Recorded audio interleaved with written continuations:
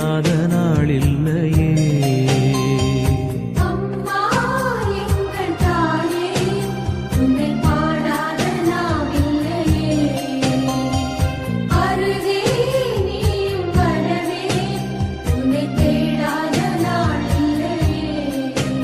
அந்த மேலோகம் மண்ணிலா தாயாக எண்ணிலா பூலோகம் வந்த வெண்ணிலா என்னை தேடி